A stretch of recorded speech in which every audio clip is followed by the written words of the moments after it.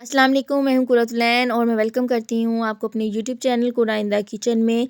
आज मैं जो आपके लिए रेसिपी लेके आई हूँ वो है एग पोटैटो पिज़्ज़ा ऑमलेट। बहुत ही इजी, टेस्टी और यम्मी रेसिपी है। वीडियो को फुल वॉच कीजिएगा और मेरे चैनल को ज़्यादा सब्सक्राइब कीजिएगा और बेल आइकन को प्रेस करना मत भूलिएगा। इसे बनाना स्टार्ट करते हैं।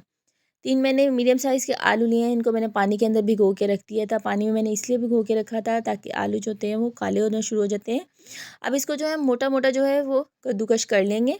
सारे आलू अपने इस तरह कद्दूकस कर लेने। इसको पिज़्ज़ा का नाम मैंने इसलिए दिया है, जब आप इसको खाएँगे तो इसका फ्लेवर बिल्कुल पिज़्ज़ा की तरह आएगा। एक बाउल के अंदर मैंने फ्रिज का ठंडा पानी ऐड किया है। उसके अंदर जो सारे आलू जो ग्रेट किए हैं वो सारे अंदर डाल के आपने इसको हाथ के साथ अच्छी तरह से मसल के आपने इसको वॉश कर लेना है। इसको ठंडे पानी में मैंने इसलिए ऐड किया है, इससे जो आलू थे वो क्रंची क्रंची से हो जाते हैं। और आपने इसको मसल के इसलिए जो इसमें वॉश करना है ताकि इसका जो स्टार्च है वो अच्छी तरह से निकल जाए।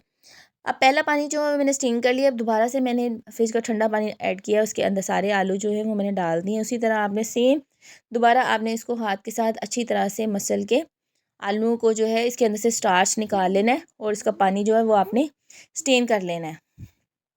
पानी जो है मैंने स्टेन कर दिया है। अब इसको मैंने हाथ के साथ अच्छी तरह से मैं इसको पानी इसके अंदर से निचोड़ दूँगी। आप मलमल के कपड़े में भी डाल के, अगर आपके पास मलमल का कपड़ा है तो उसके अंदर डाल के इसका पानी जो है वो अच्छी तरह से निचोड़ सकते हैं।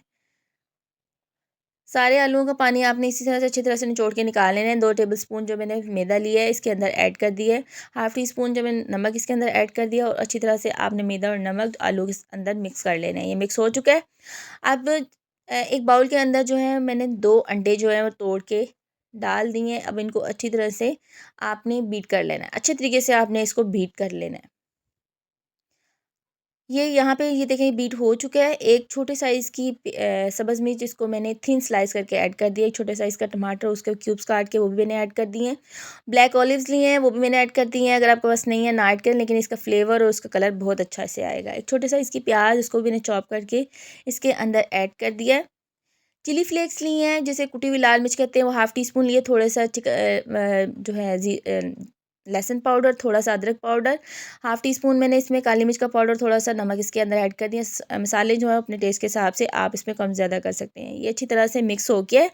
एक फ्राई पैन को मैंने चूल्हे के ऊपर रखा है। इसको जो है अच्छी तरह से आपने गर्म कर लेना है। इसके अंदर मैंने 1 टेबल स्पून जो है ऑयल डाला है। बहुत ज़्यादा जो ये नहीं हो कि आपका बहुत ज़्यादा हीटअप हो जाए पैन, और जो है जब आप इसके अंदर आलू ऐड करें तो वो जलना शुरू हो जाए। आपने बस इसको गर्म कर लेना है। फ्लेम आपने लो रख लेनी है और आलू अपने सारे अच्छी तरह से निकालने के बाद आपने इसको प्रेस करके अच्छी तरह से आपने इसको प्रेस करना है ताकि जो है आलू की अच्छी तरह से बाइंडिंग हो जाए, वो टूटे नहीं।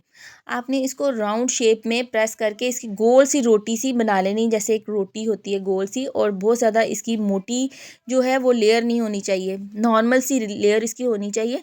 इस तरह से जिस तरह मैं आपको दिखा रही हूँ इस तरह से आपने इसको करके प्रेस, इसको एक जैसी जो है वो सारी साइडों से एक जैसी होनी चाहिए। आप इसको राउंड शेप में टर्न कर लेना। ये देखिए ये राउंड शेप में टर्न हो गई है। अब इसको आपने कवर करके इसको कुक करना है 5 मिनट के लिए लो फ्लेम पे, और इसको मैंने इसके अंदर जो सुराख है इसके अंदर जो है मैंने कागज़ लगा दिया ताकि हीट बाहर ना निकले। ये देखें अब इसको हम 5 मिनट के बाद हम चेक करेंगे। अब ये देखें थोड़ा सा मैं उठा के देखती हूँ, इसकी जो ना अच्छी तरीके से बाइंडिंग जो है वो हो चुकी है और इसके ऊपर बहुत अच्छा सा कलर जो है आ चुका है। ये देखें अब ये साइड टर्न करके मैं आपको दिखाती हूँ। ये देखिए कितना अच्छा सा कलर आ चुका है। एक तरफ से ये जो है वो कुक हो चुकी है। अब थोड़ा सा 1 टेबल स्पून ऑयल मैंने ऐड किया ताकि नीचे वाली साइड भी कुक हो जाए। अब जो अंडा जो हमने फेंटा था उसके अंदर जो है वो सारा आपने उसके ऊपर स्प्रेड कर देना है अच्छे तरीके से। सारी जगहों पे आपने सारी चीज़ें जो है अच्छे तरीके से लगा देनी है ताकि आलू जो है वो आपके नीचे से बेस जो है वो आपकी नज़र ना आए, पता ना लगे कि आपकी बेस के नीचे क्या है। ठीक है, आपने अच्छी तरह से इसको सब अंडे को निकाल के इसको स्प्रेड करके इसको कवर करके आपने 10 मिनट्स के लिए बिल्कुल लो फ्लेम पे कुक करना है। अब देखें जी 10 मिनट के बाद हमने देखा ये अच्छी तरह से कुक हो चुका है। इसके ऊपर मैंने ऑरिगेनो छिड़क दिया है, थोड़ा सा मैंने ऑयल ब्रश कर दिया है ताकि अच्छा सा उसके ऊपर कलर आ जाए। ये देखें ये हमारा जो ऑमलेट है वो रेडी हो चुका है। ये आपको मैं कटिंग करके दिखाती हूँ। ये देखें ये कितना इसका नाइस अच्छा सा कलर आया है।